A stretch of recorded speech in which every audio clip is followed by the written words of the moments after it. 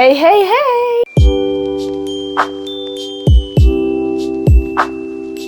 J'espère que vous allez bien, moi ça va super méga giga bien. On se retrouve pour une nouvelle vidéo qui dit mois de décembre, dit pile à lire de décembre. Alors c'est vrai que le temps se prête pas de ouf en ce moment, il a beau faire froid, il fait super soleil par chez moi, mais vous le savez j'habite dans le sud, donc il fait super beau.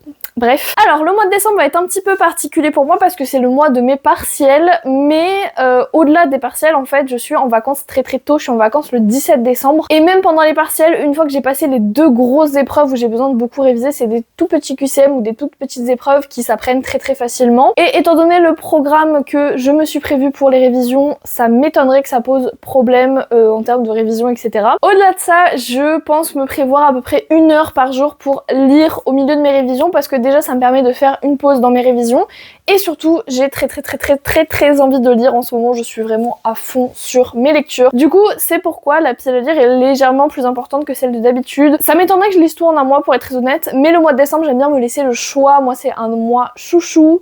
Ça veut dire que c'est bientôt Noël, c'est bientôt mon anniversaire, c'est les vacances, c'est le nouvel an, c'est la fin d'un semestre aussi pour le coup depuis quelques années. Bon, j'associe aussi ça à la fin de quelque chose scolaire, donc c'est quand même pas mal. Donc écoutez, je vous propose qu'on y aille tout de suite parce que du coup j'ai quand même pas mal de livres à vous présenter. C'est parti!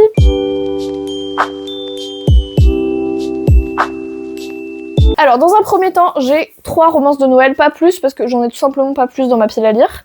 Tout d'abord, j'ai Meilleurs vœux et j'ai perdu un marque-page. Alors attendez, parce que je suis en train de me rendre compte que vous êtes quand même vachement loin. Alors du coup, sans le marque-page qui tombe. Meilleurs vœux et va au diable de Émilie Parizeau chez Hugo. Je l'avais fait dédicacer il y a de cela très longtemps et depuis je lis quasiment tous les Émilie Parizeau qui sortent. D'ailleurs elle en a sorti un il y a pas très longtemps. C'est un conflit commercial. Et ils vont finir ensemble, on s'en doute. J'adore Émilie Parizeau, moi, les 3/4 du temps, donc je pense que ce livre va être pas mal. Ensuite, celui-là, il est pas français, c'est Tout ce que je veux pour Noël, c'est toi de Phoenix B. Asher, chez Hugo toujours. Là, on est sur une madame qui a perdu son mari... Ouais, son mari militaire en Afghanistan, elle a un enfant et elle va retrouver son amour de jeunesse. Alors, ça promet d'être un peu lourd, mais sur fond de Noël, pourquoi pas. Et en plus, il y a un petit garçon au milieu. Et je vous ai déjà dit, moi j'adore les single moms ou les single dads parce que c'est l'occasion d'avoir de nombreuses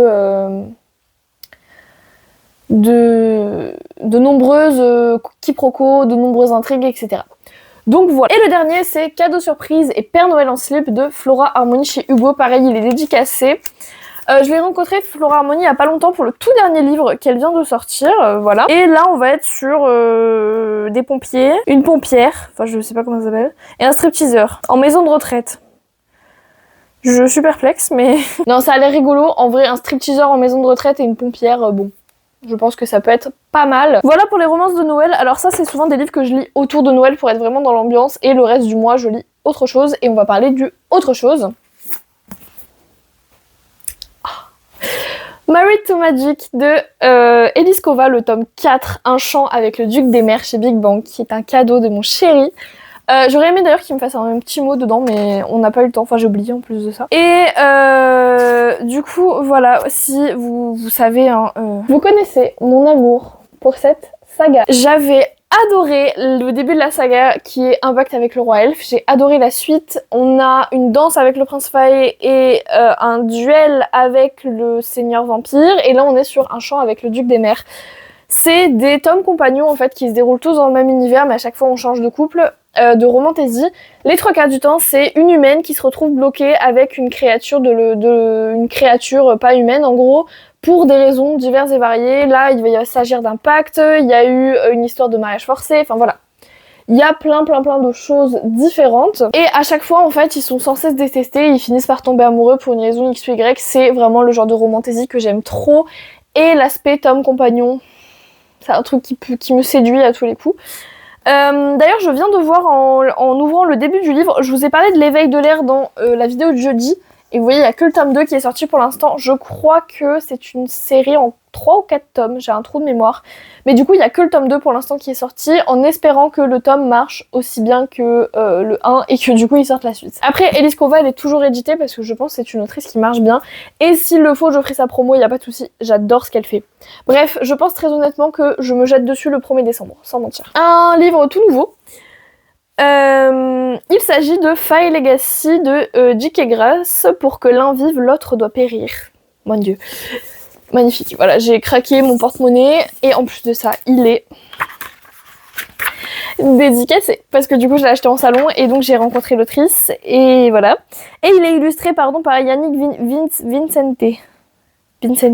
Vincente, je vais pas le dire. Parce qu'il y a, je vais peut-être pas aller aussi loin dans le livre. Peut-être pas nécessaire. Alors, je vais pas aller aussi près non plus. Elle était à Walpé, la dame. Ben d'accord, madame. Alors attendez, parce que du coup, là, elle est à poil. J'ai pas envie de perdre mon... Elle est encore à poil. Putain, mais elle peut se rhabiller un jour. Elle est habillée, là. Rhabillez-vous, madame. Elle est habillée. Voilà.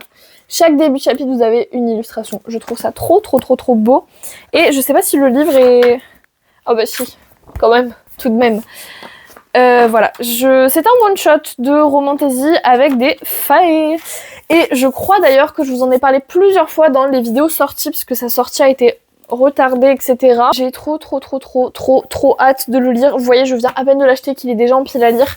Je vous en avais parlé, j'attendais de voir l'autrice pour l'acheter, c'est chose faite. De J.K. Grass, j'avais Jurassic Shaman, que j'ai toujours pas lu d'ailleurs. Ça aussi, faudrait que je m'y mette, mais bref. Déjà, il y a des dragons, donc ça peut être pas mal. Il y a des failles, donc ça peut être pas mal, donc ça va être trop bien. Alors, les dragons, je sais pas si c'est vraiment ça, mais il y a des dragons sur la couverture, donc moi, je prends ça comme argent comptant. Et le livre est trop beau. Ensuite, on change un peu de registre, ce serait quand même pas mal. De la romance historique avec le tome 2, parce que j'ai déjà lu le 1, des Hathaway de Lisa Keplas chez J'ai lu. Le tome 2 s'appelle L'étreinte de l'aube et on va suivre ce marque-page pour rêve que j'ai à l'intérieur. On va suivre Amélia, je crois.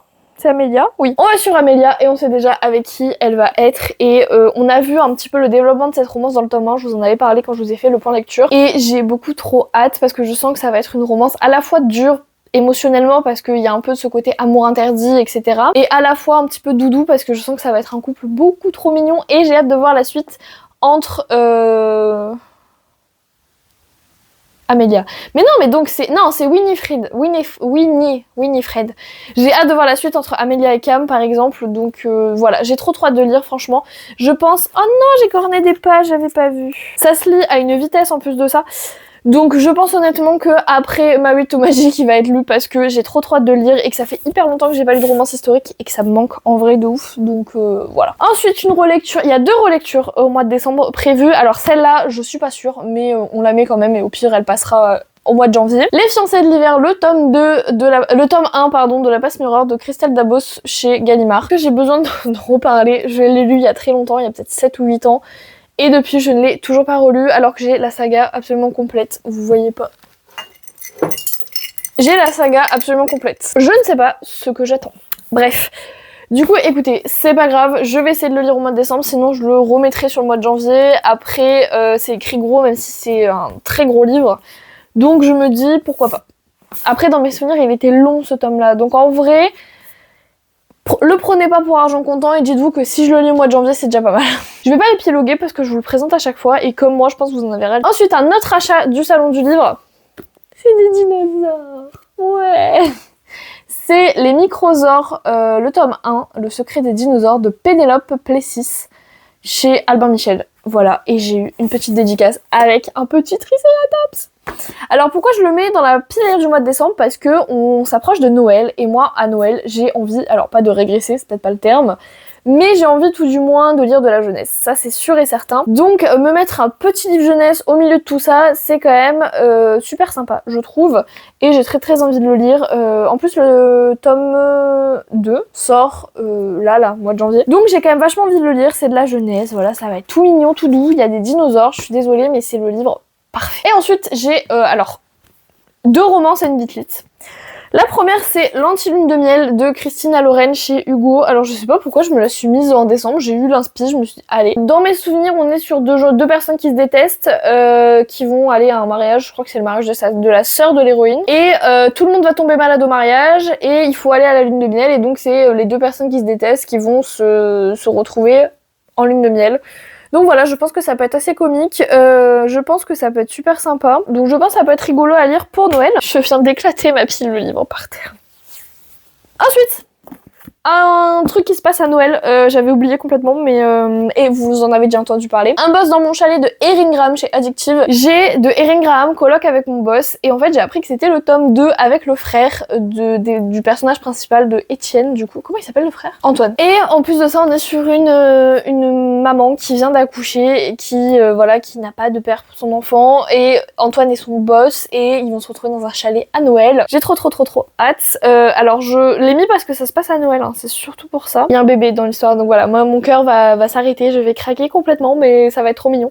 Donc voilà, j'ai quand même hâte de le lire, et puis surtout j'avais adoré le personnage d'Antoine à l'époque où j'avais lu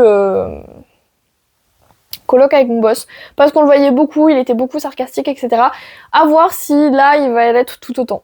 On verra. Et enfin, une autre relecture. Alors celui-là, je suis même pas sûre que vous en ayez déjà entendu parler sur la chaîne, parce que l'époque où je les lisais, ça remonte quand même beaucoup. Il s'agit du Clan des Nocturnes, le tome 1 Jacob de Jacqueline Frank. C'est vous dire à quel point c'est une vieille saga, ils sont même plus édités. C'est-à-dire que pour les acheter, je les prends soit en occasion, soit sur Amazon. Ils sont plus édités nulle part. D'ailleurs, faudrait que je me prenne le tome 3 parce que j'ai que les 2 premiers tomes et j'adore cette saga. C'est une saga de Beat Lit, on va être dans un univers un petit peu... Le clan des Nocturnes, en gros, c'est un espèce de clan...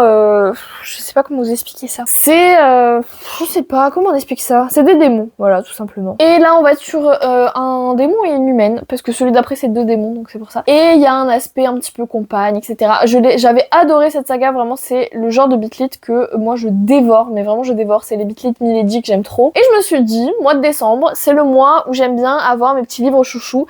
Il est vrai que c'est ma Beat Lit chouchou, vraiment je ne le vendrai pour rien au monde tellement j'adore ça, et elle est tellement vieille que c'est une des premières du genre, et du coup c'est pas cliché, enfin ça va en fait, c'est pas si cliché que ça. Donc c'est quand même vachement intéressant. Du coup voilà, pour le Clan des Nocturnes, je vous en reparle très vite parce que pareil, je pense que je vais le dévorer. Ça fait des années que j'ai pas lu un tome du Clan des Nocturnes. J'aime tellement cette saga que voilà, je pense que je vais littéralement le bouffer. Et bien écoutez, cette vidéo touche à sa fin. Elle était relativement rapide au final pour le nombre de livres que j'avais. Après, comme je vous ai dit, il y en a beaucoup, je les mets pour me laisser le choix, mais je suis même pas sûre de les lire et je suis même pas sûre de lire autant. Et après, en Noël, c'est vrai, j'y vais vraiment au feeling, je me mets pas une pression supplémentaire avec la palle, il y en a déjà assez à Noël de la pression, donc il n'y en a pas besoin de plus. Sur ce, moi je vous dis à très bientôt, je vous souhaite de très bons examens, très bons cours, très bonnes révisions, très bon travail, très bon tout ce que vous voulez, de très bonnes lectures surtout, et surtout des lectures cocooning de Noël. Si vous aimez ça pendant les fêtes de Noël.